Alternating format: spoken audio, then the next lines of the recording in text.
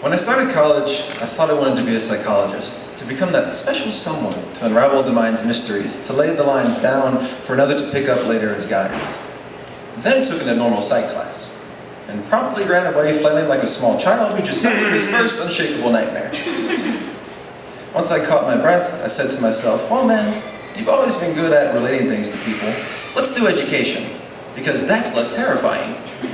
There's a reason all of you are laughing right now.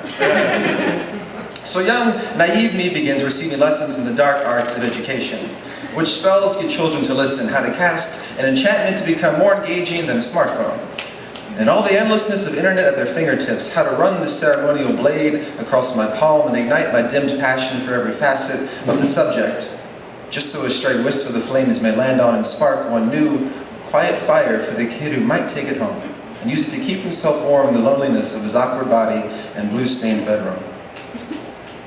When I began student teaching in my final semester, which, dear Christ, is the worst possible unpaid internship ever,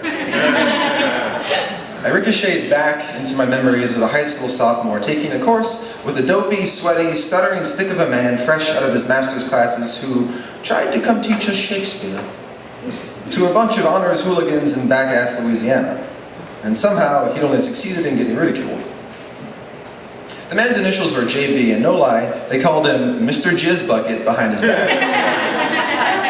And I laughed each time the class clown stared me down for affirmation, hoping he'd never wisen up and realize that my name spelled the same. But then again, I doubt that Mr. Jizz Bucket could have even commanded an obedient dog to sit, so he was doomed either way. And all I would ever think to myself was how I could do this so much better. And then I stood there, in front of a room too full of younger me's and class clowns, stood there like a child once again, trapped in his most vivid nightmare, recurring every evening of another short sleep week. When I called roll that first day, I hollered out a kid's name over the idle chatter, and he corrected me with a reply of, my name's Thor. Now homeboy looked neither Norse nor particularly mighty, so I laughed him off and continued to call him Nathaniel, as his mother had named him, logically. That next Monday, my mentor teacher showed up and informed me out of nowhere that she would be up and leaving for a week with the fucking bowling team for an out-of-town tournament. I would be left on my own to deal with Thor and his good friend, a kind young lad who busted into class one day and announced himself as, quote, the god of anal sex. There was no context at all. When she returned from the tournament, all she had to say for her sudden absence and lack of mentoring was, what? Somebody threw me in the pan and I didn't burn. Thought I'd do the same to you. I'd known this woman for 2 vacant weeks and she was already throwing this unnecessarily vindictive shit at me. I wondered why.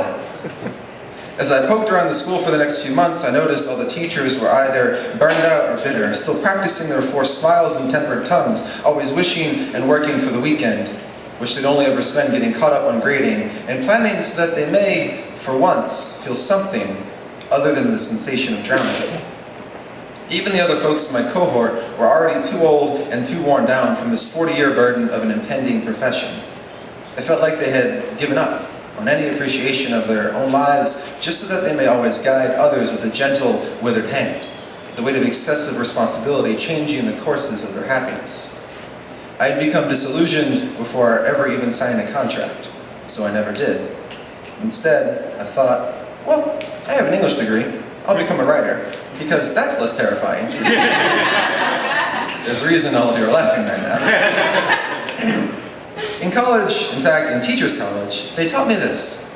As humans, we learn 10% of what we read, 20% of what we hear, 30% of what we see, 50% of what we see and hear, 70% of what we discuss, 80% of what we experience, and 90% of what we teach others. And this, my friends, is all bullshit. Which, until a few days ago, I'd still believe myself. But this is what teachers are teaching teachers. This is what they think about how we think and retain. This is not science. There is no science to back this up. Somebody just misquoted a graph of an uncited study that someone else performed 40 years ago.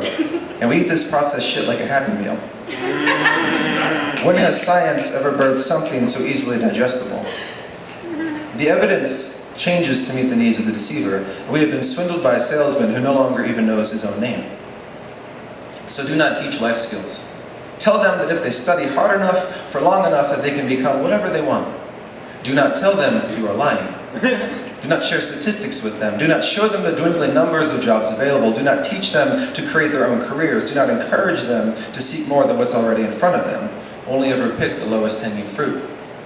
Give blue ribbon and passing grade. Teach to the middle and let all else fall through the cracks. Overwhelm educators with bloated classrooms and starving students. Ask them to play teacher, plus doctor, plus coach, plus psychologist, plus mentor, plus disciplinarian, plus friend, plus parent, plus chaperone, plus everything else that you, as the child's own goddamn parent, can't be bothered to take care of yourself in the rearing and raising of your own flesh and blood. When the teacher cracks, whisper to yourself that you always knew he was a bad egg, that he was crazy, and corrupting your poor, innocent boy. Coddle your little Johnny for 10 minutes longer this week. Ignore the awkward look he gives you when you open your arms and demand a hug. He's not used to anything from you other than absenteeism. But summer's coming soon. So forget all this as you bake yourselves beneath the sweaty sun. Do not let it bother you again until your children are unable to find any application for their education. Only then are you allowed to recall that you care. Throw your arms in the air and blame the system for failing your sweet, sweet baby for never learning anything worth retaining.